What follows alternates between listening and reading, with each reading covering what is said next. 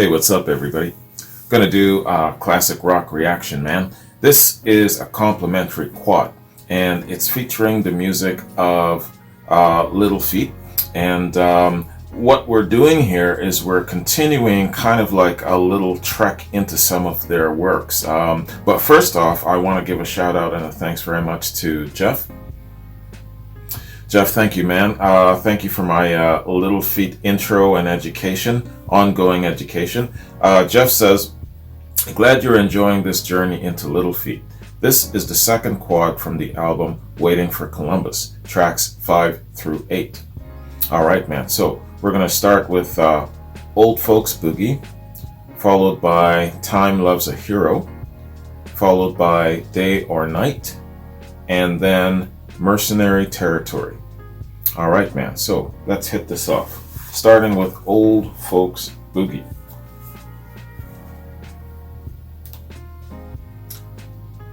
Little Feat, Old Folks Boogie.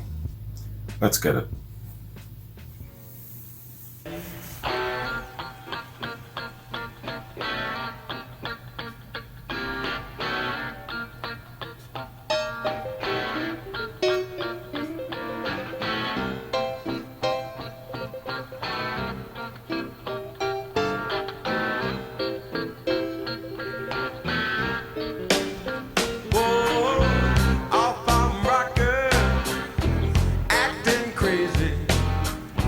And with the right medication, we won't be lazy. Old folks boogie down on the farm. Wheelchairs, they was locked on and on.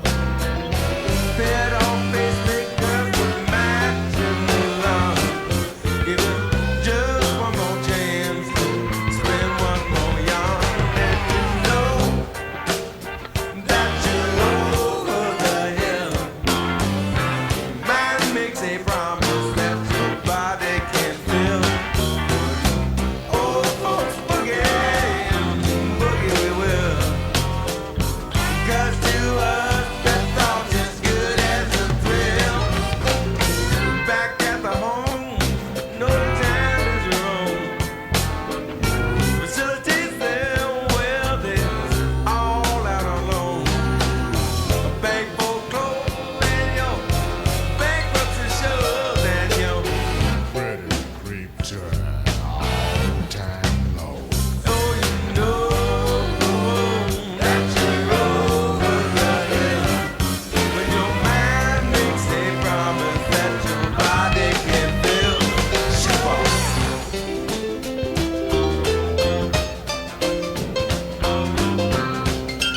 Whenever I hear Little Feat, I think of a nice outdoor festival with them and the Grateful Dead, the Allman Brothers. Can you imagine that?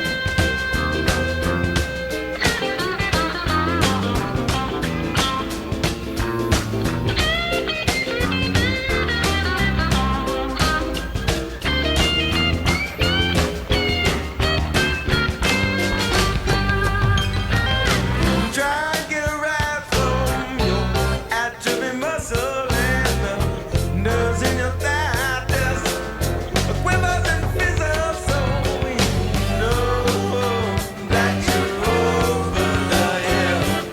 When your mind makes a promise that your body can feel.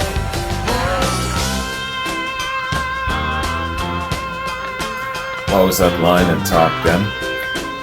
Your ego is writing checks that your body can't cash.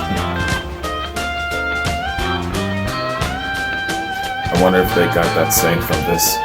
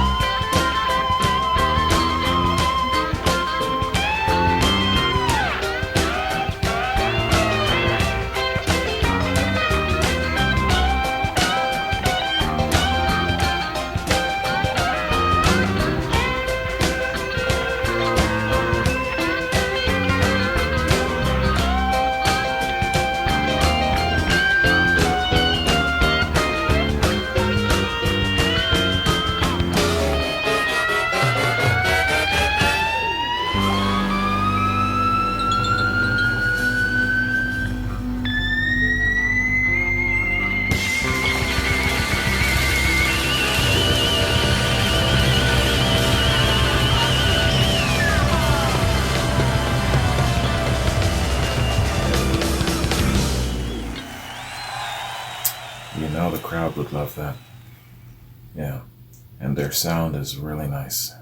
Their live sound is excellent. Still clear, still fun-filled, still got a festive feel to it. It's part of my New Year's resolutions going forward with the channel to get back to a little bit more of the southern rock feels, you know what I'm saying? It's a perfect way to keep with that, starting off and kicking it off with Little Feat, man. Yeah, of course, there's so much more than just a southern rock feel. I know they can overlap into the blues and the folk and all of that sort of thing, and they're a great jam band. But yeah, man, they offer you so much, these guys. And it's so sad that I know so little about them. All right, well, hey, people like Jeff are filling it in for me, man. So, let's do a little background, see what we can learn about this tune, man. Got a lot to say here, but it's more album info rather than specific song detail. Old Folks Boogie. Old Folks Boogie appears on Time Loves a Hero. It's the sixth studio album by American rock band Little Feat, released in 1977. And there's a full album review here by AllMusic. Stephen Thomas Erlewine says, when Little Feat headed into the studio to record Time Loves a Hero, tensions between the band members, specifically Laurel George and the rest of the band, were at a peak. George had not only succumbed to various addictions, but he was growing restless with the group's fondness for extending their jams into territory strikingly reminiscent of the jazz fusion. The rest of the group brought in Ted Templeman, who previously worked on their debut and produced Sail in Shoes, to mediate the sessions.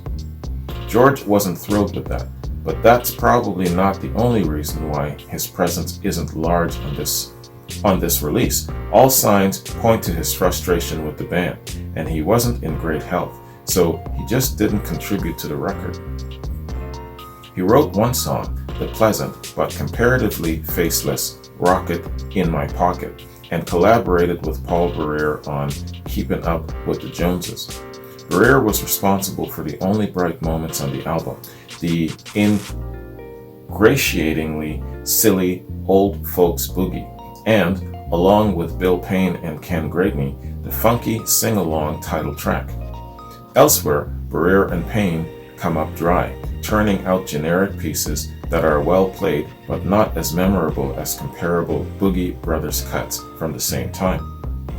Then there's Day at the Dog Races, a lengthy fusion jam that Templeman and everyone in the band loved, except for George, who, according to Bud Scopa's liner notes in Hotcakes and Outcakes, disparagingly compared it to Weather Report. He was right. No matter how well Feat on this track, I don't get that sentence. He was right. No matter how well Feat play on this track, Little Feat play on this track, it comes across as self-serving indulgence and the clearest sign on this muddled album that they had indeed lost the plot. Okay.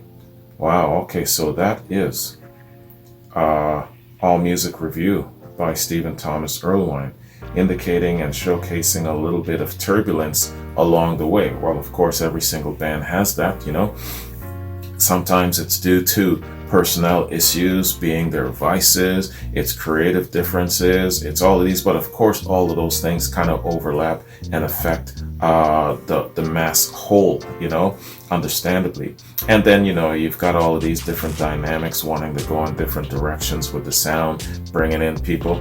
You know, bringing in Templeton, it reminds me of the story about the Beatles when they were having their odds and George Harrison is like, oh my gosh, man, I'm going to bring in Eric Clapton and he's going to help us.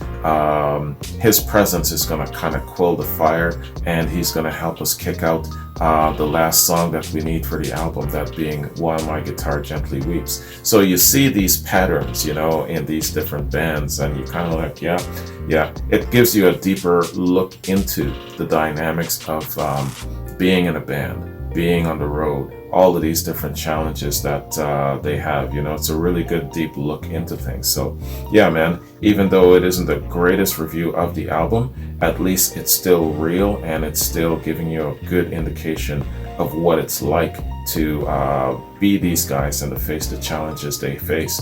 You know, I always say that I wonder what kind of challenges and sacrifices and things that they have to overcome just to get these works to us, just to get this music to us. Sometimes it literally takes a piece of your soul, you know what I'm saying? So I appreciate these guys for getting this stuff to us, bottom line in the end.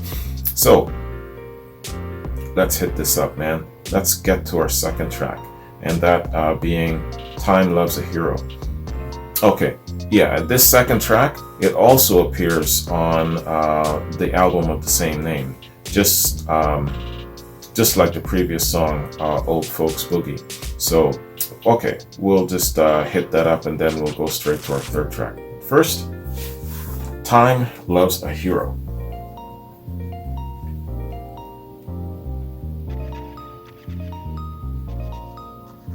All right, Little Feat. Time Loves a Hero. Let's get it.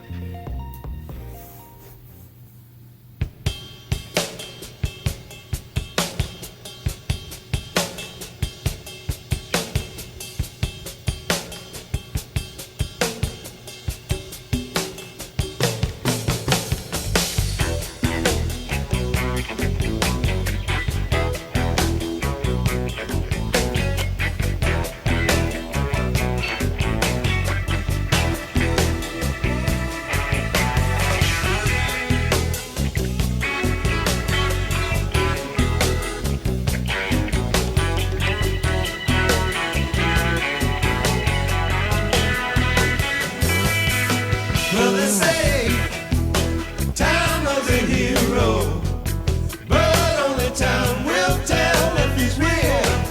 He's a legend from heaven. If he ain't, he was sent from hell. If he will, 'cause see, it ain't always believing. Just make sure that you see it. I sometimes lie. I sometimes lie. They can be real deceiving. Got an uncle in Puerto Rico. Spends his days in the sun and his nights in the casino.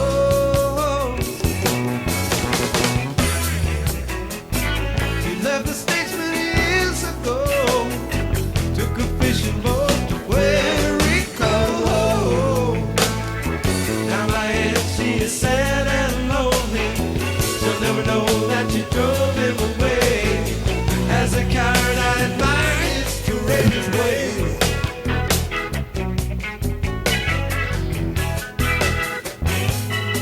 Well, they say time was a hero, but only time will tell if he's real.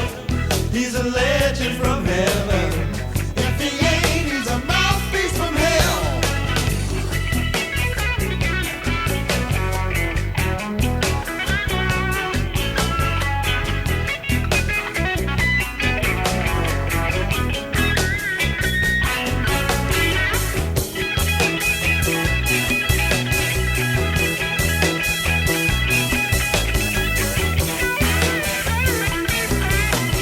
Do you remember Fire Lake, that song from Bob Seger?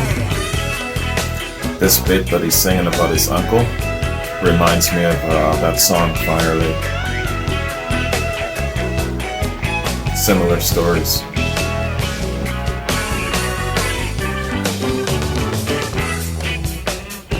Some say my uncle got he's a zero. His life as a shell, he left it back at stateside.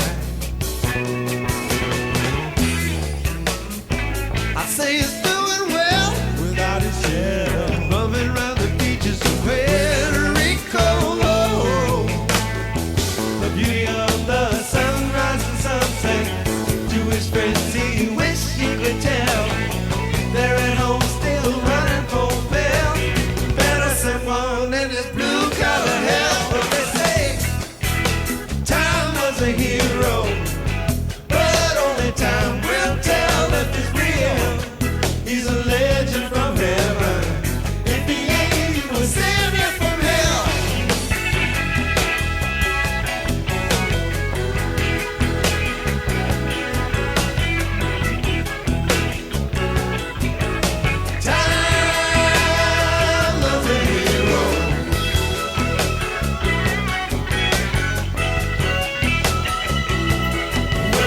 Interesting song.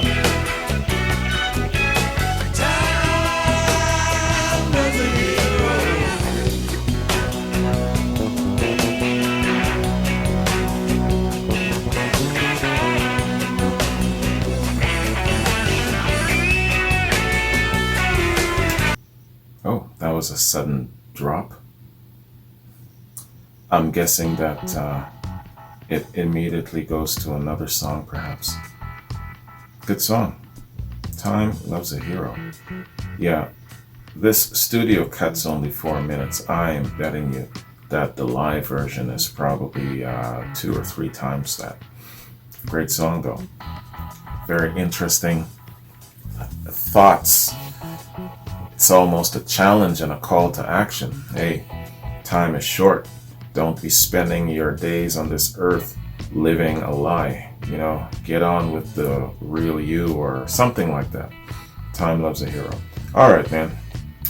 Good song. Good funky beat, funky jam. Even though by the review, the impression is that these guys were a little bit, out of sorts. Here it is again. At the end, they still have the ability to make good music. You see this so often. So many different groups, so many different bands. They might be at odds with each other, they might not like each other, they might whatever, but they're still capable of making good music, And maybe not their very best, maybe not their greatest hour, maybe their time, the momentum and all that stuff has passed them by, but hey man, for what it is, 2 really, really good sounding tracks off of this album so far, man. So, yeah. I've already read the album information for Time Loves a Hero, so I won't reread it. But yeah, man, by impressions, I really dig both of these songs, both of these jams, and I'm visualizing what it would be like live. Whenever I do a Little Feat reaction, my mind always goes towards that really, really nice open festival venue, accompanied by the presence of the Grateful Dead and the Allman Brothers and some of those really, really great purveyors of excellent live festival type jams, those kind of concerts. So let's check out our next track then, that being Day or Night.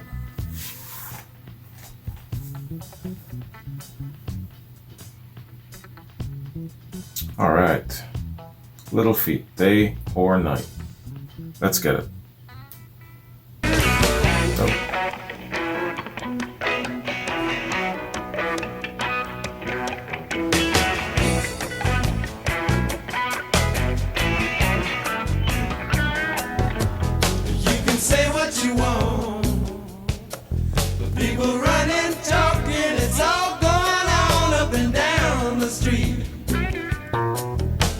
Young girls selling their wares, no care. Hard head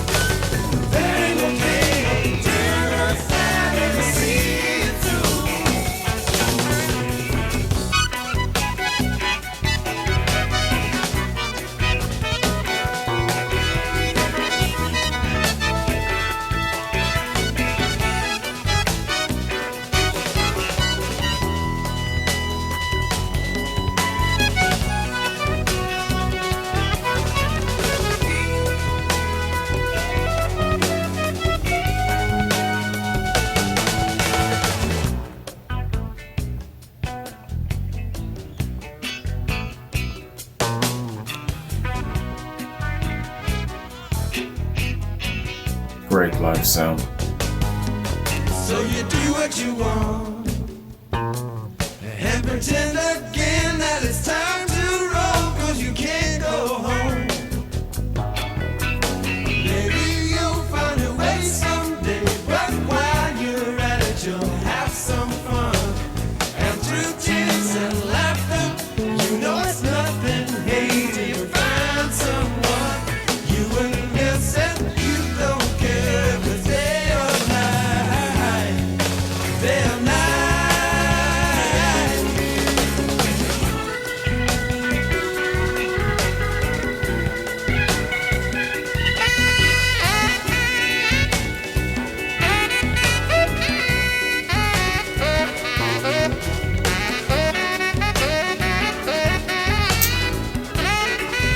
Perfect.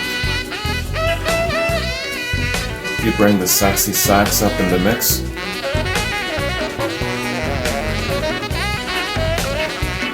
Perfect instrument to add to this jam.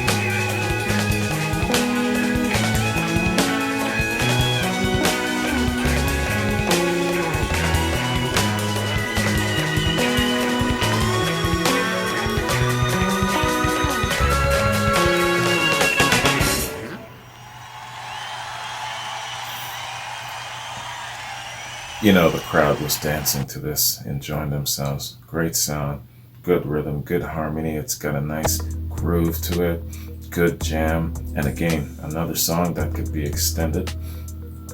Excellent. And I think the message behind Day or Night is that, you know, enjoy yourself.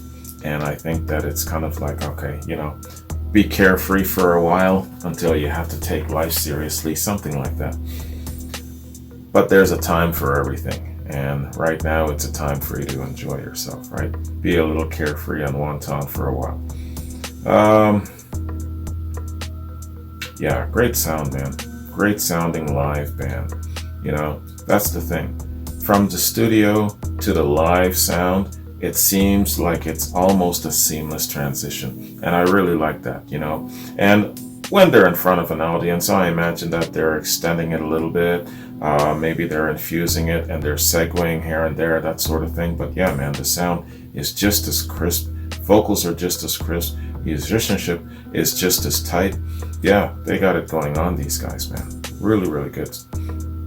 And their harmonies really, it just keeps your attention, doesn't it? All right. Little Feat, Day or Night. Okay. Day or Night appears on the last record album. It's the fifth studio album by American rock band Little Feat, released in '75. Reviewing the album for AllMusic, Stephen Thomas Erlewine writes, "For a very short album, only 8 songs, too many of the cuts fall flat. Those that succeed, however, are quite good, particularly Paul Barrere and Bill Payne's gentle, propulsive All That You Dream, Lowell George's beautiful Long Distance Love, and the sublime Mercenary Territory. There are enough signs of Little Feat's true character on the last record album. The three previously mentioned songs are essential for any Feet fan to make it fairly enjoyable, but it's clear that the band is beginning to run out of steam. The album title and cover, illustration by Neon Park, both allude to the 1971 film The Last Picture Show, as well as the title topography on the film's poster, with Hollywood Boulevard turned into a desert, leading to the apparent visual pun of the Hollywood sign Jell-O mold, dessert. Okay. The album's back cover includes the record's lyrics. One song, High Roller, was marked out in black ink with the annotation Maybe Next Time. The song was indeed included on their next album, Time Loves a Hero. The track Long Distance Love was placed at number 26 in John Peel's 1976 Festive 50. It was voted number 555 in the third edition of Colin Larkin's all-time top 1000 albums.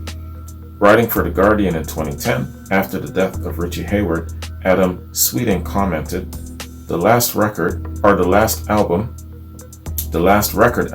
was a less cohesive effort but continued the group's upward commercial progress. In hindsight, there is bleak irony in the way George chose to decorate the album's sleeve with the medical bills racked up by Hayward following a serious motorcycle accident. During his final illness, when he had moved to Canada, Hayward's lack of medical insurance left him facing huge bills for treatment. Okay. Yeah, man. So this was marking, I guess, their decline, going a little bit on the downhill. But even in that case with the band, ultimately knowing that their end is in sight, they were still producing some really, really good tunes, man. You know, it's good to get the history of the band. It's not always kittens and rainbows. It's not always rosy, right? And so getting the real deal as to what they were going through and where they were at is really, really good. And again, it's still showcasing that these guys in the end still have their talent, still have their ability to produce really good tunes. You know what I mean? Think of it back then compared to some of the mishmash of whatever we have now. I'll take the shit from back then. Alright, I'm not saying that stuff that we have now is all shit, but man, you really gotta be digging and looking here, looking there, looking all over the damn place. That's my point. Some people are gonna hate me for what I just said, but that's alright. Mercenary Territory. That is our next track, man. Our final track, and it's off of the same album. So what we'll do is, we'll just hit that up, and then we'll check out the review by AllMusic. All right, so Mercenary Territory, Little Feat. Let's get it.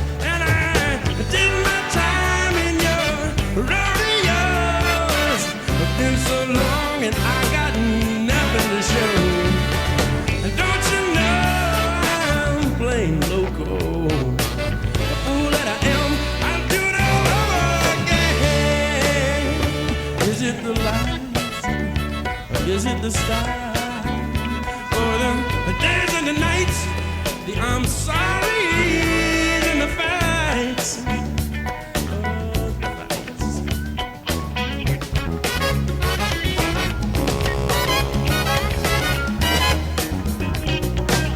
Some kind of man, he can't do anything wrong. If I see him,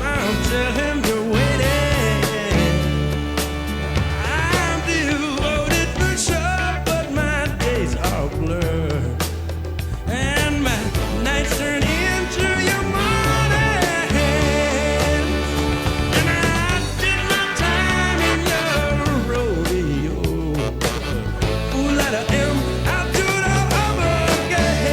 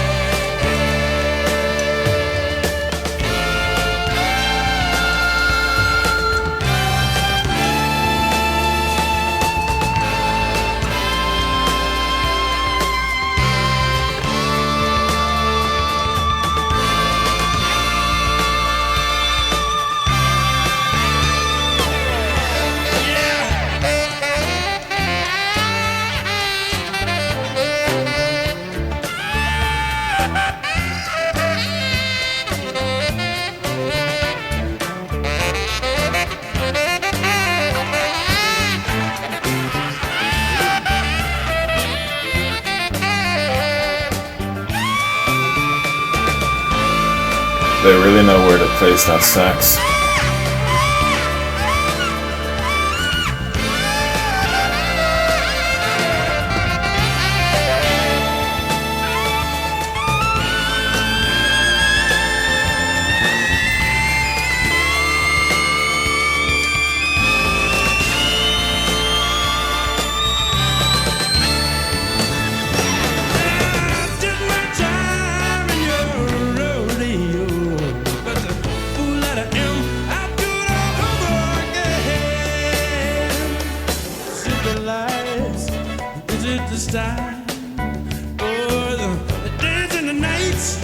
I'm sorry, it's in the fights, and the fool that I am, you know I do it all over again. Is it the style? Is it the lies? The nights, the fights.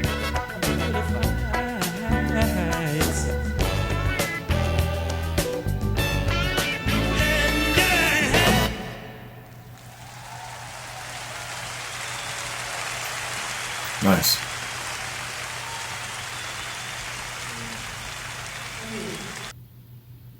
Well, this tune really is a good example of them kind of blurring the lines and going more over into the jazz rock fusion sound.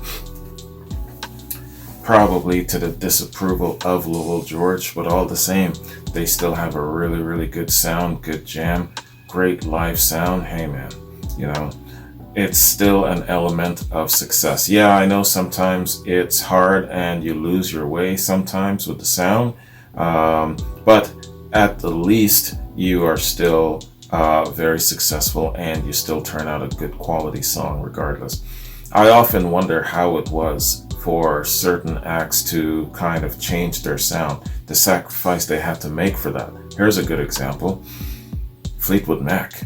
I mean, they started off in the Peter Green era, man, doing blues rock. They could have gone in any direction. They could have gone in so many different ways. They had the ability to go hard and thunderous like the Creams, the Hendrix, and the Zeppelins. They could have done the folk thing. They could have done of course, they chewed off a lot more of the blues rock. And then their sound changed when the Walsh years came. And then it changed so radically, of course, when the Buckingham, Nicks and McVie era took over in the later 70s, early 80s. So, you know, having the two pillars of Fleetwood Mac being Fleetwood and McVie, it must have taken a lot for them to say, okay, let's swallow this and let's go with it. Because even though our signature sound is changing, we are still going to be a very successful band. We still have the ability to crank out some good music, some good tunes, and the bottom line is that we know this about ourselves. So I don't know if Little Feat had this talk with each other and they did a compromise and whatnot. don't know so much about their history. I'll learn more as I go, but it would be an interesting conversation. If you're a fly on the wall and you're witnessing this, it would be quite an interesting conversation. Anyway, hey, let's check this out. Day or Night. Okay, yeah, so Day or Night appears on the last record album, the fifth studio album by American rock band Little Feat, released in '75. And reviewing the album for AllMusic, Stephen Thomas Erlewine writes, for a very short album, okay, yeah, so I read this part already, about their, in the previous song. So, no, sorry, what am I doing here? No, I'm reading the wrong damn link here. This is Mercenary Territory. Let's try this shit again. So, Mercenary Territory also appears on the last record album. So, AllMusic Stephen Thomas Erlewine says, the title of the last record album isn't exactly accurate, but it cuts a lot closer than the band intended, for this really is the last album of the group's classic era. Starting here, leader Lowell George fades into the woodwork, and while the remainder of the group tries valiantly to keep the band afloat, the timing and the tension were too great. Musically, the group attempts to make Feat's Don't Fail Me Now Part 2, but the production from George is curiously flat, and, truth be told, the group just isn't inspired enough to make a satisfying album. For a very short album, only 8 songs, too many of the cuts fall flat. Yeah, I read that part already. Those that succeed, however, are quite good, particularly Paul Barrere and Bill Payne's gently propulsive All That You Dream, Lowell George's beautiful Long Distance Love, and the sublime Mercenary Territory. Yeah, okay. Yeah, even these songs don't have the spark or character they would have had on the more organic feats due to George's exceedingly mellow SoCal production, which is pleasant but doesn't provide Little Feat with enough room to breathe. There are enough signs of Little Feat's true character on the last record album. The 3 previously mentioned songs are essentially for any Feat fan to make it fairly enjoyable, but it's clear that the band is beginning to run out of steam. Yeah, okay, so a little bit of that overlap with the last review. Yeah, so man, again, so back in '75, this was the, or '76 was when they were starting to kind of decline a little bit. When did they split? That's the next question. How long did they last? And I got to go back in time and check out, you know, if they had any more get-togethers again. Did they rekindle and then restart up? I know at around this point is when Lowell George passed. And so, yeah, so there's a huge chunk of their history that I still got to get familiar with. But I'm just guessing that maybe they might have gotten together a few more times, wondering what their sound would be like at that point. Very interesting. Lots to get to know about Little Feat, man. Anyway, so that is, for now, my quad. I'm sure there's more to come, and looking forward to learning more about these guys, man. So, I'm just going to scroll down here real quick before I bounce. Alright, so I got reactions in the shoot for Stephen, Quincy, Jeffrey, Ron, Anthony. I got a Led Zeppelin. I got a couple of Led Zeppelin reactions I got to do. I got to do back-to-back spin-off, I guess, of Whole Lotta Love live. And I'm going to do the Fillmore West. There's a really big demand for that, so I'll do that. And also, John sent me a link for the Japan concert. I got that in the shoot for some time soon. And a little bit more tossed here and there, some interviews, some live Led Zeppelin stuff. So all kinds of Led Zeppelin stuff coming on, man. Yeah, there's I don't think that this channel will ever not feature anything featuring Led Zeppelin.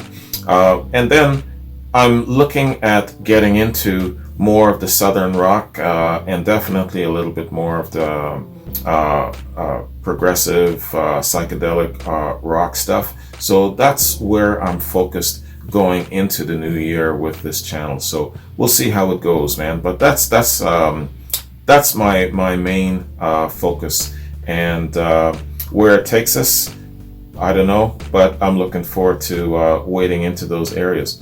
So, man, that is my reaction to Little Feat. Always nice when I feature Little Feat. Always nice to hear their sound. Their signature sound is really excellent, whether it's live, whether it's the studio cut, man. All right, so that's it for now. Jeff, thanks very much, man. This was really nice. I really enjoyed this. So you guys have yourselves a good one. Next time you see me, it'll probably be, if it's not Steven's reaction, it'll be a Zeppelin, or one after the other. It'll probably be following on the heels of that, in between each other. I'm not quite sure. We'll see how it works out. Anyways, have a good one. Take care. I'll see you in my next reaction. Peace.